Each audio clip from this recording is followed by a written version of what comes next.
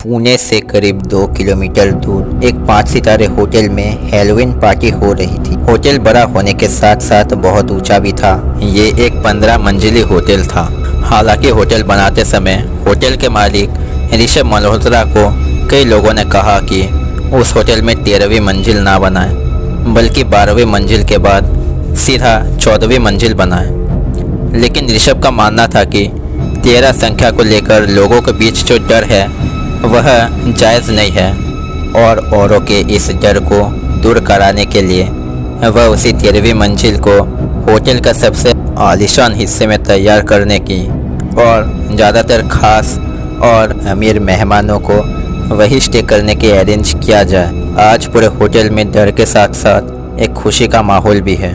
शहर और शहर के बाहरी हिस्से से कई लोग यहाँ आए हुए हैं। आज इस होटल में एक हैलोवीन पार्टी का अरेंजमेंट किया गया और इस पार्टी में मौजूद सभी को 13वीं मंजिल में रखे हुए एक चीज़ को लेकर आना है, और जो उसे ला पाएगा उसे इनाम भी मिलेगा। और इस चीज़ को करने के लिए हर किसी को अपने डर पर काबू पाना हो, क्योंकि पूरे होटल के हर एक मंजिल पर होटल के स्टाफ उन्हें भूतों की तरह डराने का काम करेंगे। कभी वो डरावने मास्क पहन मेहमानों के सामने आ पड़ेंगे तो कभी डरावने आवाज़ें निकाला करेंगे। इस तरह जैसे जैसे आप लोग ऊपर जाते रहेंगे, माहौल और ज़्यादा से ज़्यादा डरावना होता रहे। अब लोग कहे मुताबिक कोशिश तो करते हैं, लेकिन उनका डर उनकी हिम्मत पर काबू पा लेता है, जिसके चलते सब हार मान लेते हैं। लेकिन सब में से भी दो दोस्त राणा और संजीव ठान लेते हैं कि उन्हें कैसे भी कर इस इनाम को जीतना ही है, जिसके चलते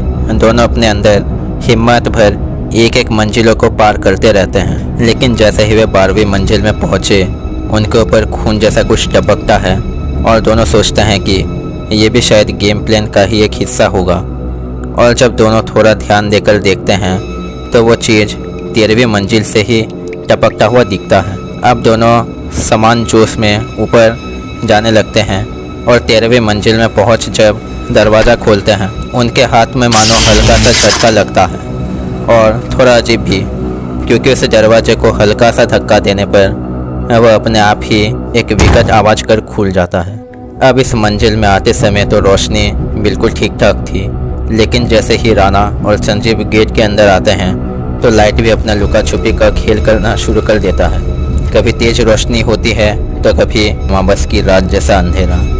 ऐसे में आसपास की चीज़ें देखने में इन दोनों को काफ़ी परेशानी हो रही थी, और इन सब के बीच भी दोनों को एक डरावनी आवाज़ सुनाई देती है, जो पहले तो धीमे धीमे आ रही थी, लेकिन अब वो भी बहुत तेज़ होने लगा था। तो अब थोड़ा डर जाते हैं, लेकिन राणा कहने लगता है कि ये भी शायद कोई गेम प्लान ही होगा।